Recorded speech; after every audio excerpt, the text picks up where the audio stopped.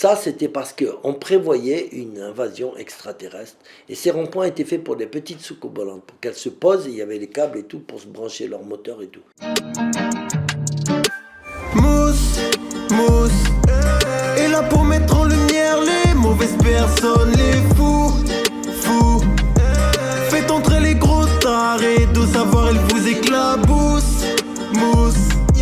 Mettez-vous à l'aise car là, on va se régaler, mousse. Abonnez-vous et likez si vous avez kiffé.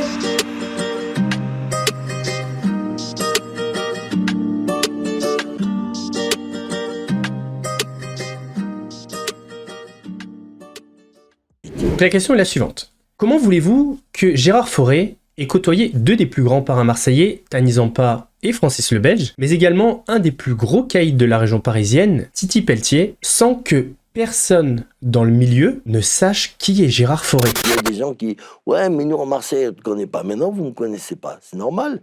J'ai jamais vécu à Marseille. J'ai jamais exercé à Marseille. Non. Moi, quand j'allais à Marseille, c'était pour voir Gaëtan Zampa, pour lui parler de nos affaires en Hollande, en Allemagne, en Belgique. On avait des vitrines, on avait des Eros Center. Le problème dans ce qu'il dit, c'est que dans ce milieu, tout le monde se connaît. Je veux dire, les mecs du milieu marseillais n'avaient pas besoin de vivre à Lyon pour connaître les voyous de Lyon et leurs activités. Donc si vraiment Gérard Fauré était le bras droit de Gaëtan Zampa en Hollande, eh bien des gens de l'équipe de Zampa seraient au courant. Surtout que dans son livre, il déclare ça. Après qu'ils eurent accepté de travailler pour Zampa, je les conduisis en voiture à Marseille, où 3 hommes nous réceptionnèrent devant la gare pour nous emmener à la ferme du patron. En les voyant si gaillards, Thani s'est immédiatement essayé au bras de fer avec eux. 3 personnes viennent l'accueillir et l'emmènent à la ferme du patron, Thani Zampa. Vous vous doutez bien que, vu que c'est le boss, à la ferme, il est pas tout seul. Un mec comme ça, il a des protections. Donc vous voyez, même sur une situation anodine comme ça, il y a forcément au moins 5 personnes qui t'auraient déjà vu. Et vu que c'est un petit milieu, ça parle vite, etc. Enfin bref, vous pensez vraiment que si vous êtes l'associé de Zampa en Hollande, personne en France n'est au courant? Avec le poids, l'influence et l'armée qu'avait Zampa à l'époque, il est impossible que la relation qu'il dit avoir eue avec Gaëtan Zampa dans le livre ait existé. Et j'irai même plus loin, à mon avis, il ne l'a jamais vu de sa vie. Allez, pour être gentil, peut-être 1 ou 2 fois de loin. Voilà. Et tout ce que je viens de dire sur Gaëtan Zampa est valable pour Francis le Belge. Comment voulez-vous qu'il rentre en affaire avec Francis le Belge en 1978 alors que Francis le Belge est sorti de prison en 1984? Avec le Belge, il fait venir par cargo 71 kilos d'héroïne et 3 tonnes de cannabis qui vient du Liban. Malheureusement, le bateau coule au large de la Calabre et t'as Francis le Belge qui vient de Marseille jusqu'à Amsterdam pour s'excuser. On parle quand même d'une époque où le Belge est en guerre avec Zampa. Donc, niveau de paranoïa au maximum. Oublions le fait que normalement il est en prison. Allons jusqu'au bout du raisonnement, mais normalement il est en prison. Mais bon, apparemment il l'est pas selon Gérard. Il te soupçonne alors que sa paranoïa est au max. Et sur les dires du propriétaire du cargo qui te disculpe, il vient à Amsterdam te faire un câlin. Oh, c'est mignon. Tu es un mec bien, tu sais. Pardon d'avoir douté de toi. Mais qui peut croire à ça? Qui peut croire à cette connerie? Sachant que Michel Luciani, qu'on a vu tout à l'heure, connaît très bien Antoine Cossu, qui faisait partie avec Francis le Belge de la bande de la Belle de Mai. Évidemment, vous vous en doutez, Antoine Cossu ne sait pas du tout qui est Gérard Fauré. Mais vous savez, peut-être que j'ai été un petit peu médisant. On va aller interroger les personnes qu'il cite dans le livre et qui pourront peut-être nous apporter un témoignage sur la véracité des propos. Commençons par Gaëtan Zampa. Alors, décès 16 août 84. Merde. Bon, c'est pas grave, il y en aura d'autres. Francis le Belge. Ah merde. Mort aussi. 27 septembre 2000. Là, c'est pas de chance. Titi Pelletier, donc caïd de la banlieue parisienne. Belle journée du printemps 1986. Prend 2 coups de batte dans les reins, menotté, un meurtre. Mince. Lui aussi est décédé en 1986. Pas beaucoup de témoins qui pourront nous aider avec GG1. Ah oui, aussi, il y avait ce fameux lieutenant de Zampa, Gérard Vigier. Alors, ex-lieutenant de Gaëtan Zampa, assassiné à Toulouse. 87. Oh là là, c'est vraiment pas de chance quand y pense. Les mecs qui pouvaient témoigner d'un lien direct sont morts, et les proches de ces personnes ne le connaissent pas. Et tu vois, c'est à cause de ces mauvais coups du sort, ces mauvais enchaînements d'événements, que les haters, les jaloux, vont dire que Gérard ment. Alors que nous, on connaît la vérité. Il a juste pas de chance. Non, je déconne, c'est un gros mytho.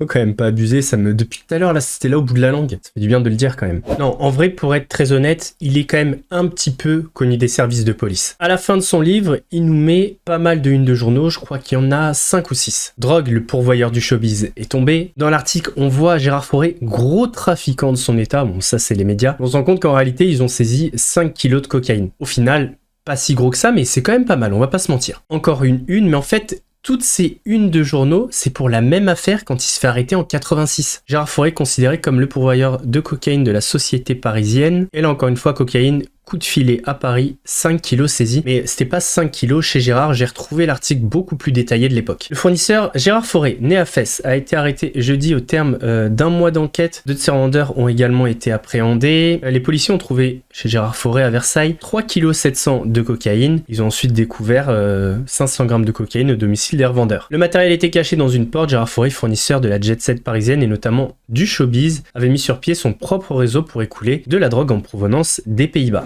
Donc en réalité, Gérard Fauré n'est absolument pas un membre du grand banditisme, c'est ni plus ni moins qu'un grossiste, comme il y en a des centaines dans vos villes, sauf que lui, via ses vendeurs, sa cam arrivait dans le show business. Tout simplement. Comme vous venez de le voir, la carrière dans le grand banditisme de Gérard Fauré est une vaste fumisterie. Il s'est construit une image de voyou, de grand bandit, alors que tout cela est faux. Ah, ça c'est sûr qu'il a sorti des gros noms. Malheureusement, il s'est trompé sur certaines dates, ce qui rend le récit impossible. En plus, comme vous l'avez vu, aucune personne de l'entourage de ces grands noms ne le connaît. Je pense que vous avez compris, vous êtes assez intelligent pour voir la supercherie. En tout cas, retenez bien une chose. Si ce personnage est capable de mentir sur sa vie, de se construire un personnage qui n'a jamais existé, comment peut-on croire le reste? Comment peut-on accorder du crédit à ce qu'il dit en général? La première partie était assez sérieuse, maintenant on va se détendre, on va passer du bon temps. Revenons, si vous le voulez bien, sur certaines déclarations, que ce soit dans le livre, sur les plateaux TV ou en vidéo, et je peux vous dire qu'il y a du très très lourd. Premier moment croustillant qui est dans le livre Dealer du tout Paris. J'avais tout de suite trouvé un moyen efficace et imparable pour passer la drogue par le port de Marbella, au nez à la barre des douaniers, la transporter dans le ventre d'un boa. Je connaissais un Hollandais, il possédait un bateau magnifique au port à Marbella. Je lui demandais si cela l'intéressait de me conduire en bateau au Brésil pour y acheter un boa. Un serpent de cette envergure pouvait ingurgiter une chèvre de 35 kg. Si je mettais cette quantité en cocaïne dans le ventre d'une chèvre morte et vidée de ses entrailles et que je recousais le tout avant de la donner à manger au boa quelques heures avant d'entrer dans le port de Marbella, les douaniers, qui ignoraient encore ce subterfuge, n'y verraient que du feu. À plusieurs reprises, je fis passer de la drogue par ce moyen et chaque fois, tout se déroula merveilleusement bien. Il vous faudra compter environ 20 jours de traversée pour arriver au Brésil en partance d'un port de France. 20 jours. En 2023, sur un gros cargo. Donc soyons très gentils avec Gérard. C'est pour nous, ça nous fait plaisir. Imaginons que fin des années 70, on mette déjà 20 jours. Ça fait 20 jours aller et 20 jours retour. Donc, tu vas faire une traversée de 40 jours au total, avec les risques que ça comporte, puisque tu vas traverser l'Atlantique sur un bateau qui n'est pas un cargo, c'est un bateau, je pense, de particulier, on va dire. Donc, les tempêtes, les kraken, les mégalodons, les sirènes, tout ça, pour un boa, pour un putain de serpent. Genre, il y a vraiment aucune autre façon de faire passer de la drogue fin des années 70. Et là, je suis en train de me dire qu'il y a peut-être une personne qui va croire à cette histoire. Ah là, c'est l'enterrement. Hein. Je veux dire que ce démon, ce diable, il m'a harcelé toute la nuit. J'arrivais pas, il était là, il sautait. Quand j'allumais la lumière, il arrêtait. Mais dès que j'éteignais, hop, il était là à me regarder. Il était marron, avec 2 cornes, mais un monstre. Bon, je sais que tu vas rigoler, tu vas me prendre peut-être pour un fou, mais c'est véridique ce que je te dis. Il sautait de la table, sur mon lit, sur l'ordinateur. Il sautait dans toute la chambre. Je te donne ma parole d'honneur que c'est vrai. Ah ouais, je te donne ma parole d'honneur que c'est vrai. On parle des reptiliens. Lady Di aussi, elle en parlait. Bon, elle en a vu. Lady Di, elle en a vu dans le château de Buckingham. C'est pour ça qu'elle a voulu quitter le château et se sauver avec Alfayette, parce qu'elle a vu trop de saloperies là-bas. Mais elle voyait des reptiliens. Elle a dit que la reine, elle allait bouffer des enfants dans le sous-sol du château de Buckingham. Ça, c'est Lady Di qui l'a dit. Et pour ça qu'on l'a tué. Hein. Alors, non seulement elle me l'a dit, mais en plus, elle a fait une interview dans Le Parisien. Je m'en rappelle, c'était en 90, je crois. Le maître de la pédophilie, c'est Mitterrand. Il faut le savoir. Lui, il a dépassé tout le monde dans cette... Et je pense, moi, c'est mon idée, hein, que quand il allait à la Roche de Solutré, tout seul, soi-disant pour méditer, il rencontrait des extraterrestres là-bas, qui lui donnaient des directives. Parce que sous Mitterrand, se sont passées beaucoup de drôles de choses. Je ne sais pas si tu as suivi, non, parce qu'il fallait habiter dans la région du Nord pour voir ce qui se passait. Tu sais, il y a eu un moment où on a commencé à construire des ronds-points, mais en quantité, hein, industrielle. Hein. Et ces ronds-points, il y avait des câbles, tout ce que tu veux, mais il n'y avait pas de lampe, il n'y avait rien. Les câbles étaient là et pas de plantes. D'accord ? Et des centaines, partout, dans toute la France. Ça, c'était parce qu'on prévoyait une invasion extraterrestre. Et ces ronds-points étaient faits pour des petites soucoupes volantes, pour qu'elles se posent, et il y avait les câbles et tout, pour se brancher leur moteur et tout. Et il y avait des grands ronds-points, ça c'était pour les vaisseaux spatiaux. Ça c'était sous Mitterrand. Et sur toute l'autoroute du Nord, il y avait des, comme tu sais, comme les SOS là, jaunes. Il y avait des trucs, des panneaux solaires, mais des panneaux, il y en avait par centaines. Hein. Il en reste quelques-uns, et qui devaient servir pour les communications des extraterrestres.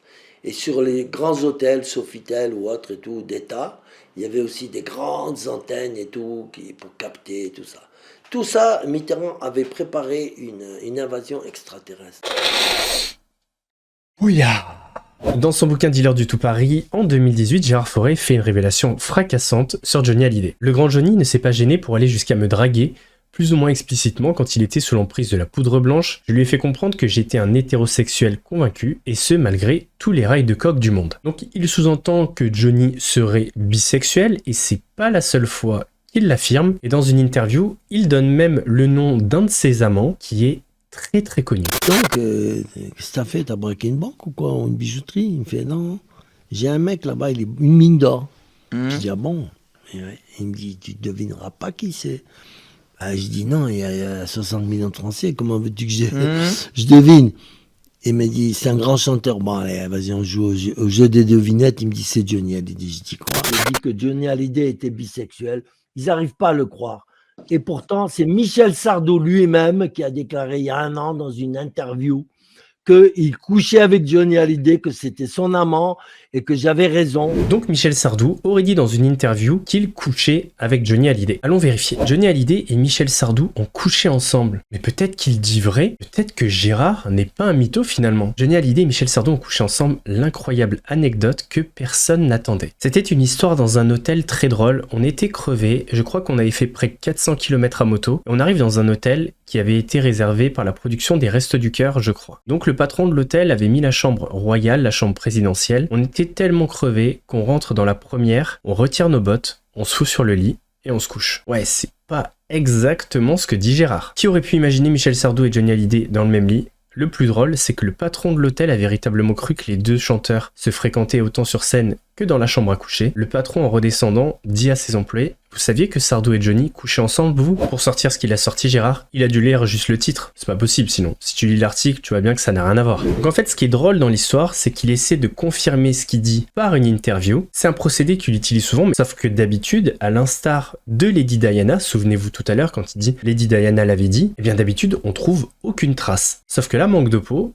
j'ai retrouvé l'interview. Alors en vrai, je suis incapable de vous dire si les deux étaient amants ou pas. Mais en tout cas, le procédé est extrêmement malhonnête de sa part. Puis de toute façon, tout comme je suis incapable de vous dire si c'est vrai ou pas, lui est incapable de prouver que c'est vrai. Donc dans le fond, le rasoir de Hitchens, souvenez-vous. Ils vont raconter également... D'ailleurs, de cœur, elle n'a pas de cœur du tout. Ils vont raconter également, elle couche avec son propre père. C'est ce qu'elle m'a dit. Voilà, et elle vous demande d'assassiner son propre père. Voilà, parce que son propre père l'avait trompé avec une certaine Shiva, une Iranienne.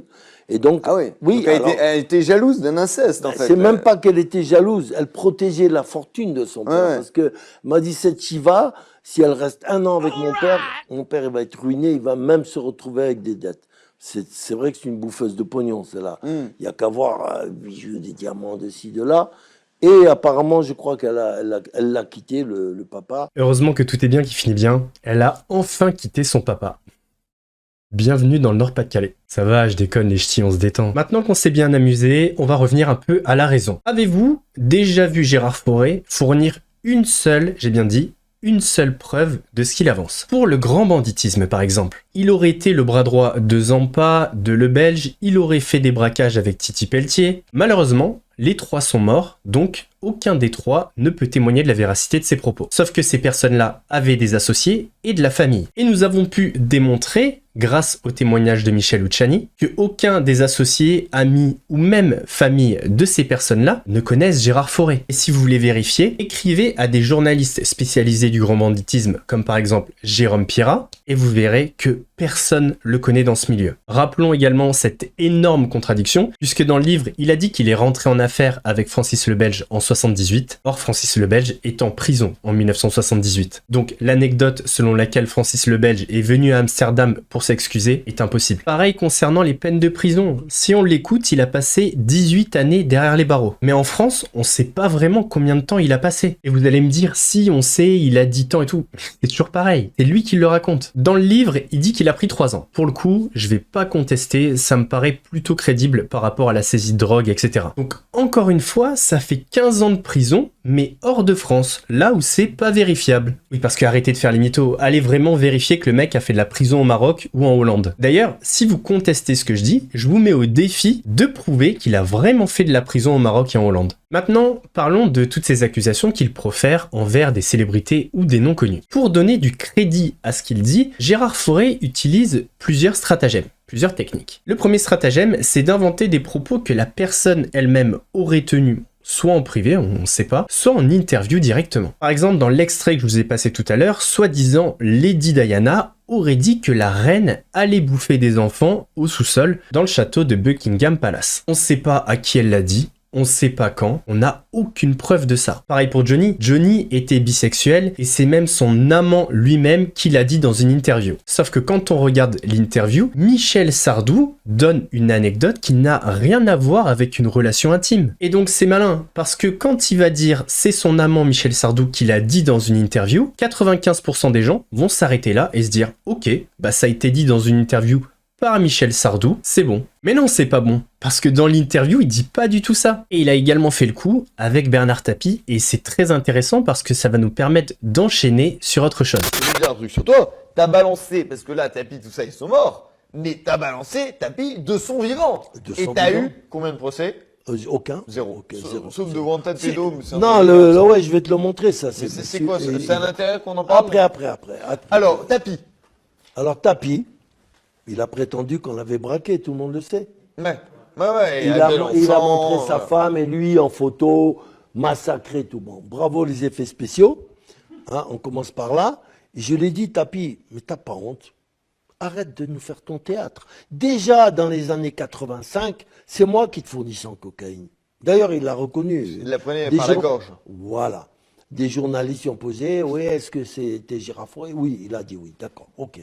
Donc là, qu'on ne vient pas dire que je suis un... Donc là, on est bien d'accord que dans cette vidéo, Gérard Fauré affirme que Bernard Tapie prend de la coke par l'œsophage. On est d'accord. Écoutez ça. Ce qui est, c'est qu'en fait, Tapie, comme Jean-Luc Delarue, se faisait injecter de la coke dans l'œsophage. Ça, je peux pas le prouver. J'ai oula. pas vu faire. Je peux pas dire ça. J'ai dit, je pense que... Attention, c'est pas pareil. Dans la première vidéo, pourtant, Lapin TV dit « il la prenait par la gorge » et lui, il dit « oui ». Quand tu dis « oui », c'est une affirmation. Sinon, tu dis « je pense ». Et dans la deuxième vidéo, il dit qu'il ne l'a jamais vue, mais qu'il pense qu'il la prend comme ça. Donc, comprenez bien une chose. Pour Monsieur Fauré, une affirmation, c'est juste ce qu'il pense. Pas besoin de voir, d'avoir des preuves, etc. À partir du moment où il le pense, c'est une affirmation. Donc, faites très attention quand GG affirme quelque chose. Autre passage très important, je vous le remets pour que vous l'ayez en tête. Mais t'as balancé Tapi de son vivant. Et t'as eu combien de procès? Aucun. Zéro. Ça, c'est le deuxième stratagème. Parler des procès pour diffamation. La seule preuve qu'il a, le seul argument qu'il a, c'est « Ok, si ce que je dis n'est pas vrai, pourquoi les personnes ne m'attaquent pas en diffamation ?» Moi, j'ai accusé le pape d'être le diable sur la terre et de prendre de la coke à la louche. Il ne faut pas dire que le pape est un dealer. sûr. Enfin, Non, mais vous dites le pape, J'ai pas dit dealer, Ben Ali.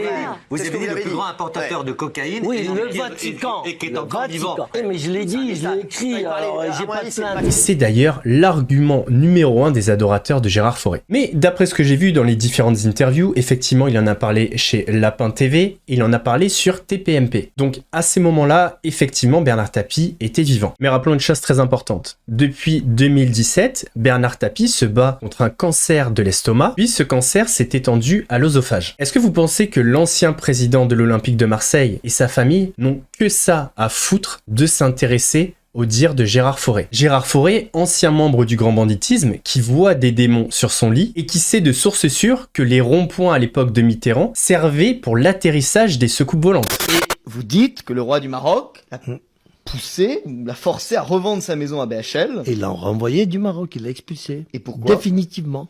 Ben parce qu'il y avait un peu trop de passages d'enfants dans sa maison, il y avait une histoire de... Et donc, il y avait en face de lui, il y avait un mec qui était professeur de droit islamique de Hassan II. D'accord? C'était un mec important. Et comme personne n'osait parler parce que il achetait tout le monde, toute la police était à genoux devant lui.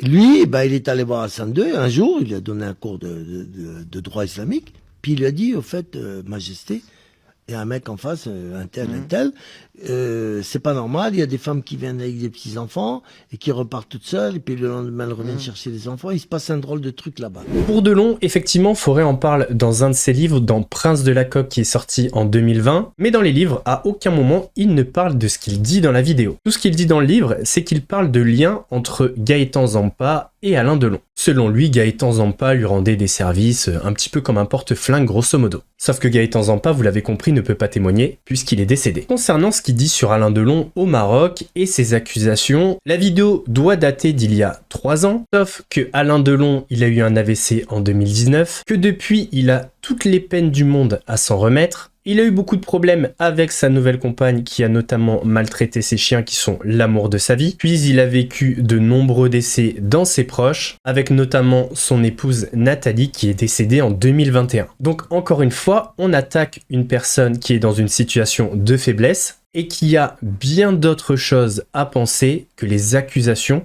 de Monsieur Fauré. Qui tentait qu'il en ait eu vent. Ça, c'est pas sûr. D'ailleurs, petite info à ce sujet-là, je sais pas si vous le savez, mais concernant la diffamation publique, vous avez 3 mois pour agir, pas un jour de plus. Donc à partir du moment où le propos est rendu public, dans un livre, une interview ou quoi que ce soit, eh bien vous avez 3 mois pour agir. Ils disent qu'il a raison là-dessus, ça existe. Rien. Céline Dion, elle en prend. T'as vu la tronche qu'elle a? Non, mais non, arrête, non, Céline Dion, elle peut pas en prendre. Céline Dion, je l'adore. Je l'ai dit 50 Je l'adore, fois. arrête pas Céline Dion, elle est magnifique. Je l'ai dit 50 fois. Non, pas Céline Dion, pas Céline Dion. Non, non, mais Myriam. Et là, encore une fois, Céline Dion niveau santé, c'est vraiment pas le top du tout. Elle a une maladie neurologique rare, le syndrome de l'homme raide. À mon avis, Céline Dion, elle a bien autre chose à foutre. Et là, on parle vraiment d'une superstar. C'est même pas dit que dans les 3 mois où Gérard a dit ça, elle en a eu vent. Et même si elle en a eu vent, franchement, qu'est-ce qu'elle en a à foutre? La vraie question qu'il faut se poser, et le vrai truc qu'il faut lui demander, c'est comment tu es sûr de ce que tu affirmes sur Céline Dion. C'est ça la vraie question qu'il faut se poser. Parlons de Jean-Luc Delarue. On sait qu'il a pris de la cocaïne, y a pas de souci. Mais dans le fond, on sait pas réellement s'ils se sont côtoyés, si c'est lui qui l'a fourni ou quoi. Comment lui demander? Jean-Luc Delarue est mort en 2012. Pareil pour Bernard Giraudot. Il est mort en 2010. Demandons à Lady Diana, par exemple, ce qu'elle a dit sur la reine d'Angleterre. Oh mince, elle est morte. Demandons à la reine d'Angleterre, par exemple, ou demandons-lui de porter plainte pour diffamation. Oh mince, elle est morte. Ouais, c'est vrai que sa famille peut le faire. Mais à mon avis, la famille royale, elle a bien autre chose à foutre. Gérard Fauré accuse également Johnny Hallyday de l'avoir balancé, donc dans son livre Dealer du tout Paris, sorti en 2018. Mais attendez, quand est-ce qu'est décédé Johnny Hallyday déjà? Ah, 2017. Ça, c'est pas de chance. Puis, terminons avec la diffamation. Entre vous et moi, sur 100 personnes, combien vont trouver Gérard Fauré crédible? Si je me réfère à ma dernière vidéo, au pouce rouge et au pouce bleu par exemple, on pourrait dire que 2% des gens pensent que Gérard Fauré est crédible. Honnêtement, si vous êtes à la place de ces personnes diffamées, pour 2% de personnes qui vont croire l'autre illuminé, vous allez aller sur un procès qui va être long, coûteux, et qui au final, même si vous gagnez, va servir Gérard Fauré. Parce que oui, Gérard Fauré aujourd'hui, c'est juste un vendeur de livres et de contenu. Donc il est gagnant quand on parle de lui. Et même s'il venait à être condamné pour diffamation, en général c'est pas des gros montants, eh bien au final, il serait gagnant. Il bénéficierait notamment de l'effet Barbra Streisand. L'effet Streisand, c'est un phénomène internet qui se manifeste par la surdiffusion d'une information faisant l'objet d'une tentative de retrait ou de censure par une entreprise ou une personne. La victime de ce phénomène obtiendra l'effet inverse de ce qu'elle désirait. Prenons l'exemple de Johnny Hallyday et de Michel Sardou. La famille de Johnny Hallyday attaque Gérard Fauré pour diffamation. Que va faire Gérard Fauré? Vidéo, oui, la famille de Johnny Hallyday m'attaque pour diffamation, etc., etc. Forcément, ça va faire du bruit. Et du coup, les personnes qui n'étaient pas au courant et qui le sont maintenant vont venir voir les accusations que Gérard Fauré a portées. Et au lieu que peut-être 5000 personnes soient au courant, peut-être qu'il y en aura 200 000. Donc, au final, c'est l'effet inverse. Et dans le même temps, Gérard Fauré va se gaver, puisqu'il va faire des vidéos qu'il va monétiser, des interventions sur des chaînes, des trucs, voire même dans un bouquin. Donc voilà pourquoi les plaintes pour diffamation, c'est absolument pas une preuve, ni un argument. Déjà, la plupart du temps, les personnes sont dans un mauvais état de santé. Ces personnes et leurs familles ont bien d'autres choses à penser. Concernant le reste des personnes accusées, elles sont décédées, donc il faut bien comprendre que les familles ont envie de faire leur deuil tranquillement. À mon avis, elles ont vraiment pas envie de se donner en spectacle, et surtout de donner de la lumière à une personne qui n'attend que ça. Et puisque Full Metal m'a demandé du bon sens, en quoi ne pas porter plainte pour diffamation, c'est une preuve de culpabilité. Au lieu d'utiliser cet argument, commencez par demander des vraies preuves à la personne qui accuse, plutôt que de penser que ne pas porter plainte pour diffamation, c'est une preuve de culpabilité. Ça serait une preuve que vous avez le cerveau dans le bon sens, si tant est que vous en avez un. Parce que pour moi, ça reste le cœur du problème. Comment vous pouvez croire une personne sur parole, sans preuve comme ça? Parce que si on part de ce principe-là, demain, vous êtes accusé par la justice ou même par le tribunal populaire sur Internet ou autre, vous acceptez donc d'être condamné sur les dires d'une personne. Je pense qu'en toute logique, vous allez demander des preuves de ce dont on vous accuse. Pourquoi là, vous ne demandez pas de preuves? Vous croyez une personne sur parole, alors que c'est une personne qui s'est inventé une vie, il faut le dire. À partir du moment où tu mens sur ta vie, où tu te crées un personnage qui n'a jamais existé, tu n'as pas de crédibilité. Nous ne devrions croire rien de ce que Gérard Fauré dit. Et c'est là où il est malin, et on va en venir sur le troisième stratagème. Là où il est malin, notre GG, c'est qu'il dit des choses que les gens veulent entendre. Il alimente le fantasme populaire. Il va parler de choses possibles et vous allez penser que c'est la vérité. Je m'explique. On est tous déjà plus ou moins d'accord pour dire qu'il y a déjà eu des affaires de pédocriminalité en politique et que le milieu du showbiz est infesté par la drogue. Et vu qu'on sait qu'il y a de la pédocriminalité dans la politique, et dès qu'il va sortir un nom et qu'il va dire cette personne est un pédocriminel, eh bien, pas mal de personnes vont le croire. Pareil pour la dope. On sait qu'il y a de la drogue dans le showbiz. Ça, c'est pas nouveau. Il nous apprend rien. Certaines personnes vont penser que c'est vrai. Alors attention à ne pas confondre. Ce n'est pas parce que c'est possible, que c'est arrivé avec d'autres, que forcément ce qu'il va vous dire sur une personne est vrai. Ne tombez pas dans ce piège. Ou alors, le bon sens voudrait qu'on demande des preuves. Et s'il n'y a pas de preuves, il n'y a aucune raison de le croire. Encore, si c'était une personne crédible, etc., je vous dis, bon, pourquoi pas, c'est vrai que d'habitude, il ment jamais, il y a eu des preuves, etc. Bon, là, il n'a pas de preuves.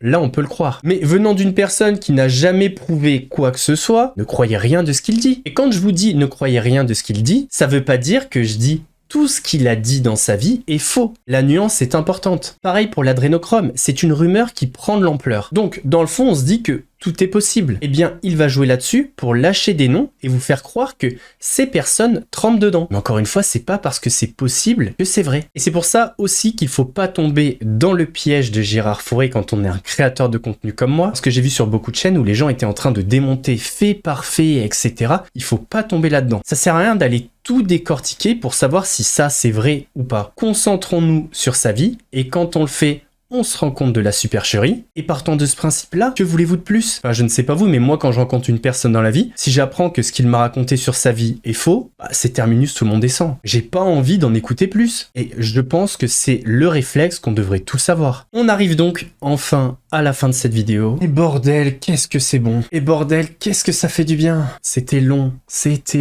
mais c'était cool. Comme vous l'avez compris dans la vidéo, Gérard Fauré, c'est un giga mytho. Et Gérard, si tu tombes sur cette vidéo, fais pas comme avec les autres créateurs de contenu, m'envoie pas des menaces, etc. Moi, j'ai ni le temps, ni l'envie. Surtout qu'il faut que tu sois bon joueur. T'adores parler des autres, et ben laisse-nous parler de toi. On arrive donc à la fin de cette vidéo. Si vous l'avez appréciée, n'hésitez pas à mettre votre plus gros pouce bleu, un commentaire. On s'abonne sans oublier la cloche de notification pour pas rater la vidéo de vendredi prochain. En attendant la prochaine vidéo, prenez soin de vous. Mousse, vous salue.